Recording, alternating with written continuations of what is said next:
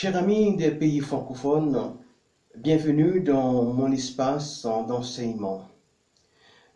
Avant de commencer, j'aimerais chanter pour vous et avec vous, si vous possédez ce recueil de chants intitulé Sur les ailes de la foi.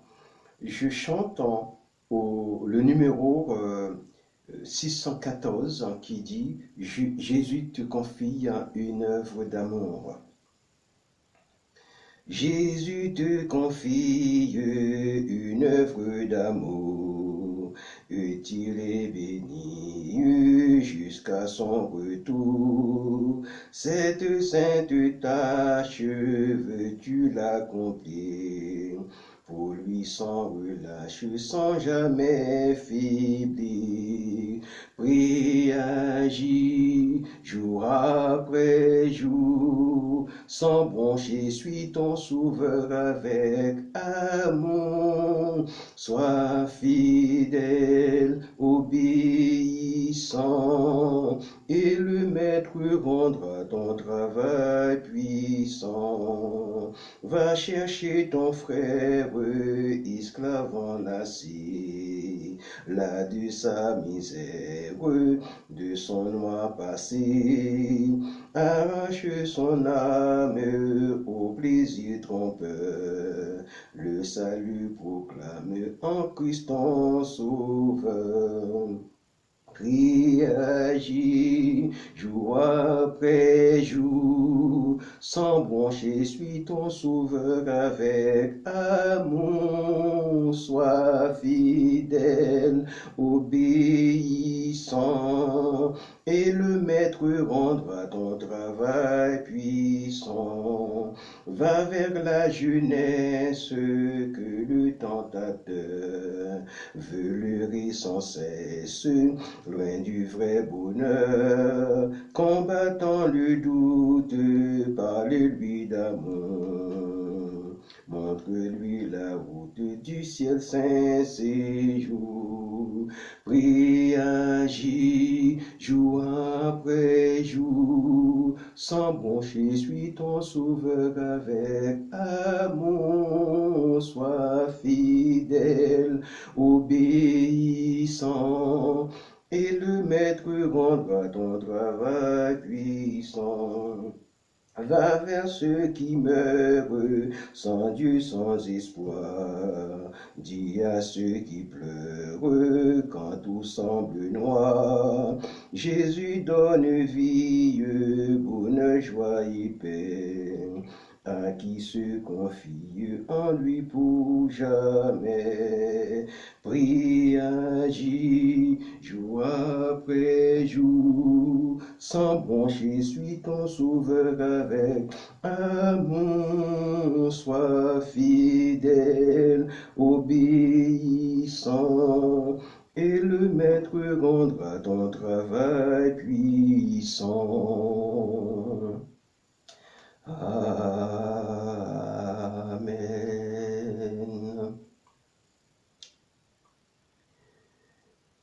Nous allons faire la lecture du chapitre 21 de l'évangile de Luc à partir du verset 8 au verset 11, puis les versets 18 et 19. Alléluia. Jésus répondit: Prenez garde que vous ne soyez séduits, car quand plusieurs viendront en mon nom, disant c'est moi et le temps approche. Ne les suivez pas. Quand vous entendrez parler de guerre et de soulèvement, ne soyez pas effrayés, car il faut que ces choses arrivent premièrement. Mais ce ne sera pas encore la fin. Alors, il leur dit: une nation s'élèvera contre une nation et un royaume contre un royaume. Il y aura de grands tremblements de terre et en divers lieux des pestes et des famines. Il y aura des phénomènes terribles et de grands signes dans le ciel. Mais il ne se perdra pas un de vos cheveux. Par votre persévérance, vous sauverez vos âmes. Amen. Cher ami, le texte qui vient d'être lu présente d'un côté les signes effroyables qui vont précéder la venue du Fils de l'homme au verset 8, 9, 10 et 11. Et de l'autre, la sécurité totale de nos âmes au verset 18 et 19.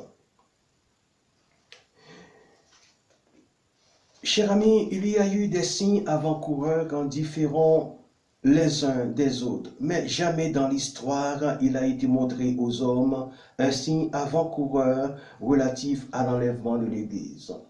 En effet, il ne s'agit pas seulement de l'enlèvement, mais aussi du temps d'après, du temps qui aura suivi.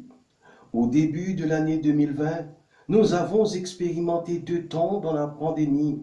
Le premier est celui où les chrétiens n'ont pas pu se réunir. Or, l'Église est un groupement d'un minimum de 2 ou 3 personnes. Le second est celui où les chrétiens ont constaté un paysage dépourvu de communion avec les autres, un paysage presque sans vie. Ce passage est une préfiguration de la période de l'absence totale de l'Église sur terre. Alors, comme l'apôtre Paul fut ravi jusqu'au 3e ciel pour écouter des paroles ineffables, nous dit la 2e épître aux Corinthiens, chapitre 12, verset 2. Nous sommes projetés dans un futur pour observer la nature de l'absence du salut collectif qui a été donné par la grâce. En un mot, le salut qui est en Jésus pour regarder ceux et celles qui vont l'obtenir par leurs propres moyens, c'est-à-dire au prix de leur propre vie. Qu'est-ce que dit l'Apocalypse 106, verset 15? Il dit que les rois de la terre, les grands, les chefs militaires, les riches, les puissants, tous les esclaves et les hommes libres se cachèrent dans les cavernes et dans les rochers des montagnes. Pardonnez-moi la rudesse de l'expression suivante qui est une vérité scripturaire. Le confinement est donc le moyen d'une soustraction à la pandémie qui s'abat sur toute la terre. C'est une forme de cachette et il est possible que les grands et les puissants se soient déjà réfugiés dans ce qu'on appelle le bunker. Je vous le dis aujourd'hui, l'amour de Dieu vous permet de sortir de cet enfermement parce que vous êtes encore dans l'ère de la dispensation de la grâce de Dieu.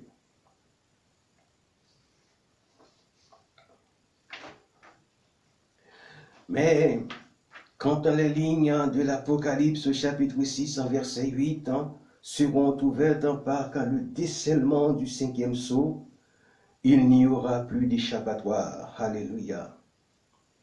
Dieu a tellement aimé sa créature qu'il rallonge la limite de sa patience.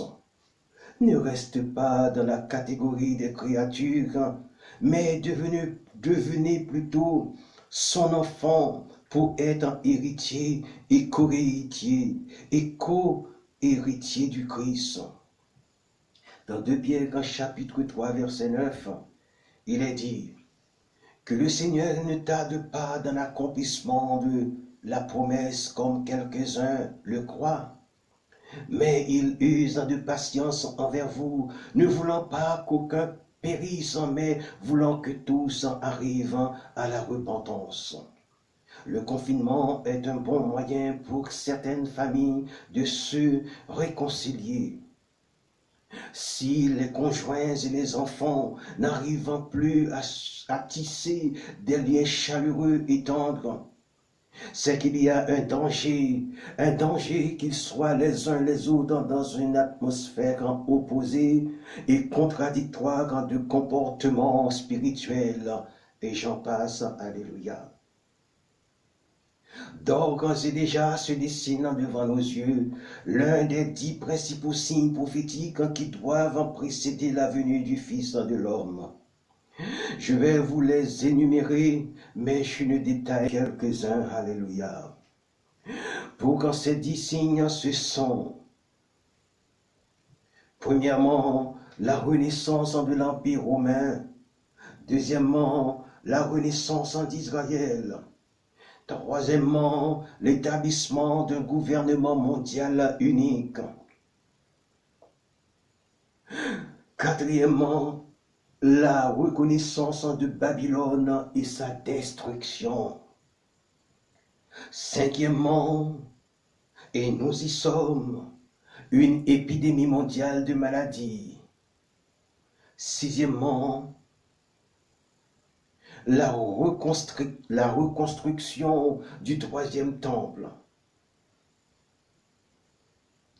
Pour le septième signe, la technologie qui facilitera la marque du système de la bête. En ce qui concerne le 8e signe, c'est la préparation de la bataille d'Armageddon. Et pour le 9e signe, c'est le tremblement de terre et la famine mondiale. Et enfin, pour le 10e signe, c'est l'apparition des faux prophètes et faux messies. Ces signes ne sont pas chronologiques dans le sens d'une numérotation ordinale, mais en nombre non aligné. Parmi ces 10 principaux signes, c'est le 5e qui correspond à la situation présente. Le 5e signe prophétique que nous voyons aujourd'hui se traduit par une pandémie mondiale de maladies du sang et de la peste. Quand on parle de la peste, on parle de toutes sortes d'épidémies. Aujourd'hui, nous regardons s'approcher les fléaux devant lesquels nous sommes impuissants. Les impositions des mains sur les malades n'ont presque pas d'effet, parce que Dieu commence à mettre ses digues en application. Même si nous aurions aimé imposer les mains aux malades, cela devient impossible à cause des mesures de distanciation physique. Ce n'est pas que nous n'avons pas la foi, mais nous devons respecter les recommandations faites par les autorités établies selon Romains chapitre 13, versets 1 et 2. Je cite: « Que toute personne soit soumise aux autorités supérieures, car il n'y a point d'autorité qui ne vienne de Dieu. » Alléluia. Et les autorités qui existent ont été instituées de Dieu. C'est pourquoi celui qui s'oppose à l'autorité résiste à l'ordre de Dieu.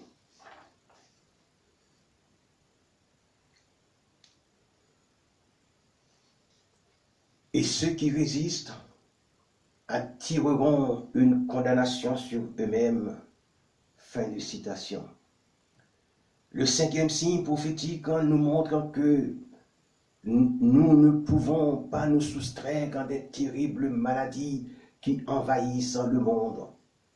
Dieu a condamné l'amour érotique sous une certaine forme, de sorte que nous puissions prendre conscience qu'il est celui qui ferme et celui qui ouvre. La présence des maladies incurables est un signe que Christ est à la porte. Dieu a parlé par la bouche du prophète Ézéchiel en disant au chapitre 5, verset 12, je cite: « Un tiers de tes habitants mourra de la peste et sera consumé par la famine au milieu de toi. Un tiers tombera par l'épée autour de toi, et j'en disperserai un tiers à tous les vents, et je tirerai l'épée derrière eux. » Et Ésaïe, au 19e verset du 2e chapitre de son livre, nous dit, je cite, « On entrera dans les cavernes des rochers et dans les profondeurs de la poussière pour éviter la terreur de l'Éternel et l'éclat de sa majesté quand il se lèvera pour effrayer la terre. Ézéchiel à son tour, au 27e et 28e verset du 33e chapitre de son livre, nous dit, je cite, « Dis-leur ainsi parle le Seigneur, l'Éternel, je suis vivant, ceux qui sont parmi les ruines tomberont par l'épée, ceux qui sont dans les champs, j'en ferai la parture des bêtes, et ceux qui sont dans les forts et dans les cavernes mourront par la peste. Je réduirai le pays en solitude et en désert. » En vérité, qu'est-ce que la peste? Ce sont toutes les formes de maladies contagieuses pour lesquelles il n'y a point de remède. Et ceci est confirmé en Apocalypse chapitre 6 verset 8, après que l'Église aura été enlevée de la terre. Les signes sont irréfutables. C'est l'heure de se réveiller, car nous vivons un temps extraordinaire. L'heure du pardon est arrivée et l'heure de l'évitement de tomber sous le jugement de Dieu est possible. Pour que cela soit possible, voilà la recommandation donnée aux habitants de la terre. Selon 2 Chroniques, chapitre 7, versets 13 et 14, je cite, « Quand je fermerai le ciel et qu'il n'y aura point de pluie, quand j'ordonnerai aux sauterelles de consumer le pays, quand j'enverrai la peste parmi mon peuple, si mon peuple sur qui est invoqué mon nom, si mon peuple sur qui est invoqué mon nom, s'humilie, prie et cherche ma face, et s'il se détourne de ses mauvaises voies, je l'exaucerai des cieux, je lui pardonnerai son péché et je guérirai son pays. » Voilà ce que doit être l'attitude des grands et petits, faibles et puissants, riches et pauvres, noirs et blancs, jaunes et rouges, que sais-je davantage. À l'ère de la pandémie du coronavirus, en toutes les religions, toutes les confessions de foi, toutes les ethnies divergentes comme furent Ismaël et Isaac sont logés à la même enseigne. Aucun n'est épargné.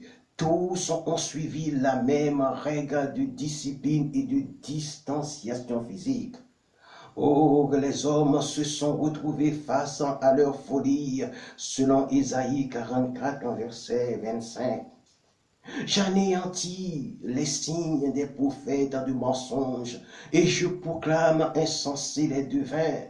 Je fais reculer les sages, et je tourne leur science en folie. Si vous pensez que la tragédie actuelle est passée hors du regard de Dieu, et qu'elle n'est point sous son contrôle, je vous envoie donc à la bataille d'Armageddon qui sera le 8e signe prophétique en précédant la venue du Fils de l'homme, selon l'Apocalypse chapitre 16 verset 12. C'est l'un des signes. C'est un signe qui montrera que les rois et les chefs d'État du monde auront atteint l'apogée de leur folie meurtrière. Ils vont se retrouver dans la vallée d'Armageddon avec l'Antéchrist. Ils y viendront par le passage unique qui se fera par le lit du fleuve de l'Euphrate qui sera alors séché. Les armées qui s'y rencontreront formeront les 4 points cardinaux, une coalition de l'Est composée de Chine, Japon, Inde, et toutes les grandes puissances du pays du soleil levant. Une autre de l'Ouest composée des grandes puissances européennes et outre-Atlantique, y compris les puissances des pays nordiques et sudistes. Pour les rois de l'Est, il y aura plus de 200 millions d'hommes, car dans le pays le plus peuplé au monde, il y aura une forte quantité de jeunes hommes qui ne trouveront pas de femmes pour se marier. Et de surcroît, ils se consacreront à l'armée. Pourquoi ne trouveront-ils plus de femmes? Actuellement et obligatoirement, les naissances y sont limitées à 3 enfants, dont une fille ou pas de fille du tout. Ce qui fait que lorsqu'un citoyen de ce pays-là s'aperçoit de nos jours quand il va avoir une fille, il est tellement désespéré qu'il est prêt à tout pour s'en débarrasser à cause de certains commandements légaux. Le 5e signe prophétique peut se présenter sous des types d'épidémies différentes, les unes des autres, et seront toujours connues sous l'appellation de la peste.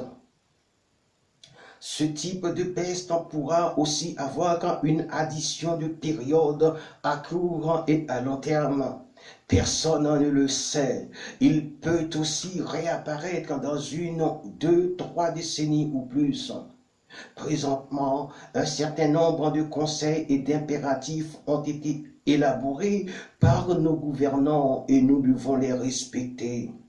L'erreur à ne point commettre, c'est de se dire qu'on est chrétien et d'ignorer ses ordonnances.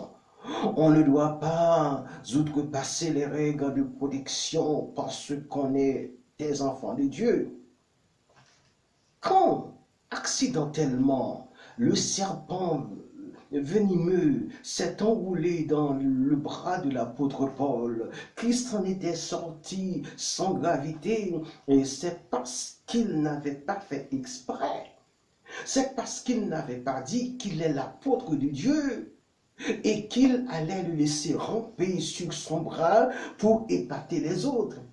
Et alors, il aurait tenté Dieu et Dieu l'aurait puni. Alléluia. De la même manière que le diable tenta le Seigneur quand Jésus, après ses 40 jours de jeûne, en lui disant que s'il est vraiment le Fils de Dieu, qu'il se jette en haut du temple et qu'il serait protégé par des anges.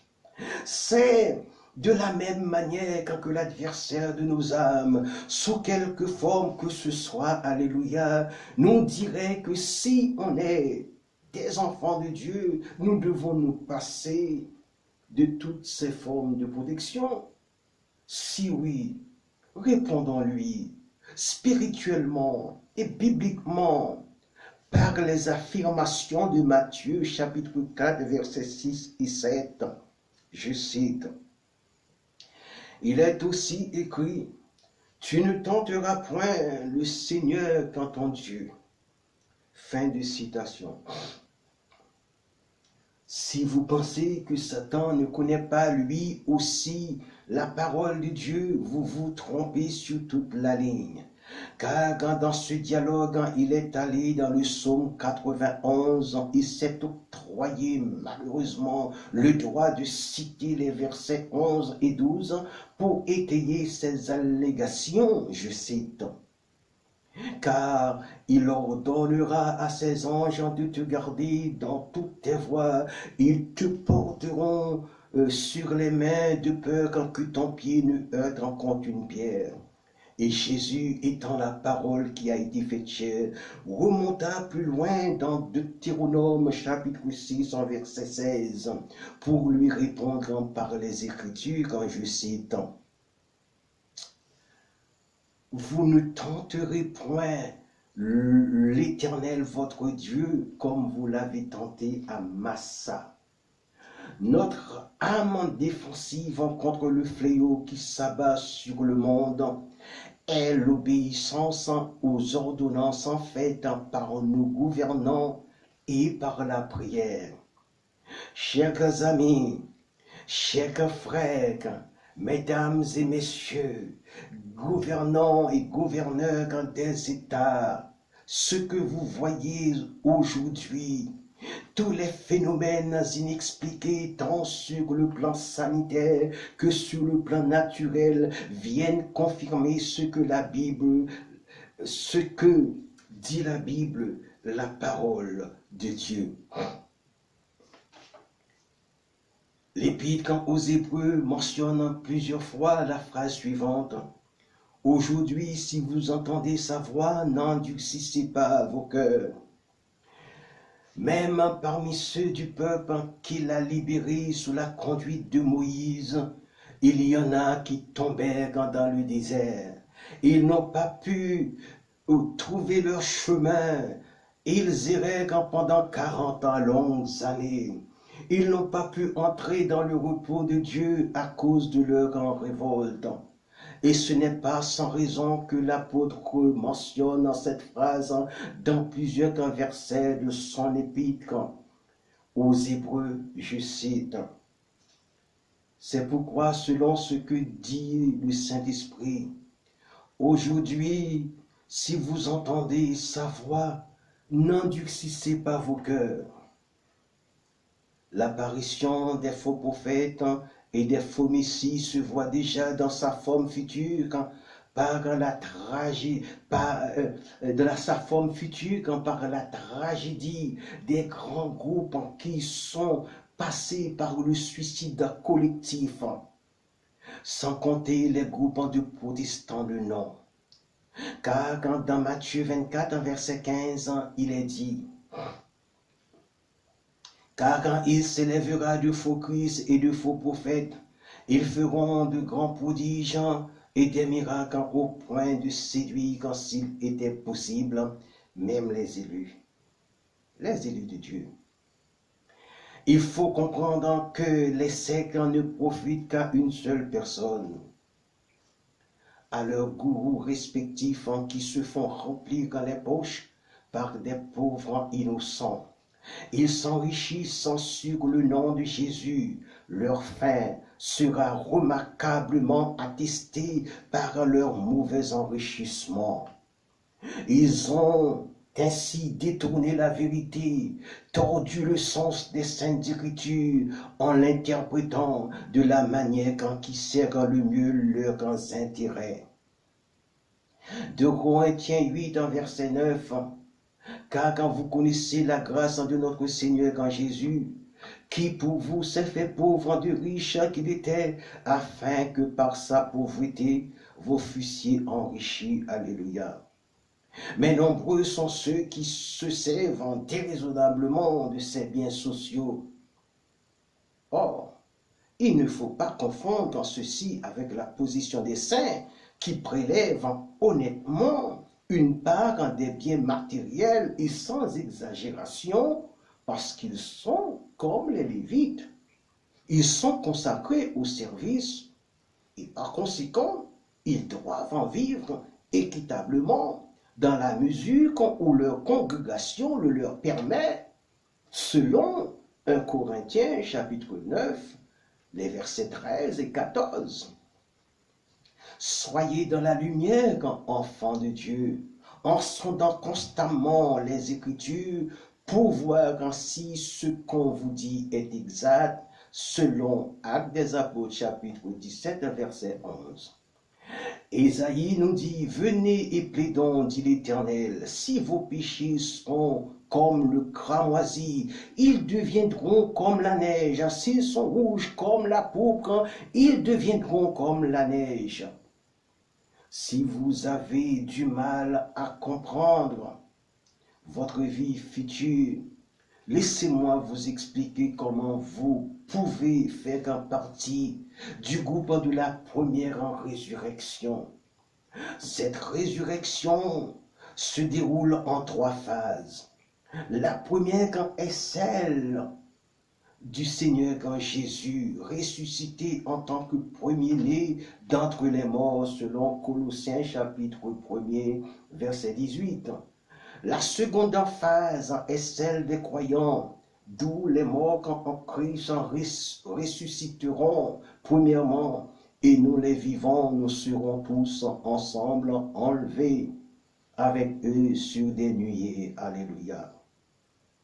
sur des nuées, bien entendu, et à la rencontre du Seigneur quand dans les airs. Et ainsi, nous serons toujours avec le Seigneur, selon 1 Thessaloniciens 4, verset 16. Pour la dernière phase de la résurrection, il s'agit de la résurrection des saints martyrs à la fin du temps de la tribulation mentionnée dans l'Apocalypse. Attention, je ne parle pas de 3 résurrections, mais d'une seule accomplie en 3 phases. Premièrement, celle du Seigneur quand Jésus. Deuxièmement, celle des croyants et celle des martyrs à la fin de la tribulation. En ce qui concerne l'enseignement des croyants, si vous avez du mal à comprendre comment vous serez changés, si vous êtes encore en vie pour aller à la rencontre du Seigneur quand dans les airs, je vais vous l'expliquer en prenant l'exemple simple d'une chenille. Elle traîne sur le sol. Tout le long de sa vie, elle était constamment à la merci des prédateurs, des sabots des chevaux et servait de nourriture comme aux autres animaux. Mais à une certaine durée de vie, si elle a le temps de passer à l'étape de la métamorphose, elle se transforme en papillon. Dans sa forme nouvelle, elle ne rampe plus avec ses petites pattes presque invisibles, mais vole de ci, de là, avec un corps meilleur que celui qu'elle avait naguère. En tant qu'humains, si nous sommes encore en vie au retour du Seigneur Jésus, nous serons transformés pour aller à sa rencontre dans les airs, aux grandes dames de la loi de la pesanteur, selon 1 Corinthiens 15, versets 51 et 52. Chers amis, nous vivons un temps extraordinaire. Alors, je vous invite à la repentance et à l'acceptation de Jésus comme Seigneur et Sauveur pour échapper à la colère de Dieu et avoir la vie éternelle. Amen. Que le nom de notre Seigneur quand Jésus soit béni. Merci d'avoir écouté cette portion d'enseignement, et je pense que cet enseignement va vous être bénéfique. Amen. Prions. Seigneur éternel, notre Dieu, je te remercie pour cette hardiesse de la foi. Je te remercie d'avoir utilisé ma bouche pour prononcer ta parole. Et ce matin, Seigneur, je te prie pour celles et ceux qui l'ont écouté. Je te demande de les toucher, de leur donner la victoire sur le péché. Je te prie, Seigneur éternel, pour moi-même, de me donner toujours de bonnes choses afin de les transmettre à tes enfants qui se trouvent partout dans le monde, Seigneur, et par la voie des réseaux sociaux. Seigneur, je te remercie pour ce moment et je te rends gloire.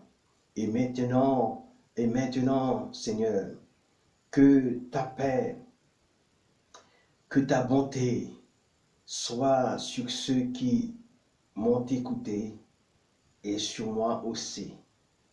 Seigneur, qu'en soit béni au siècle des siècles. Amen. Au revoir et à bientôt, j'espère. Bye.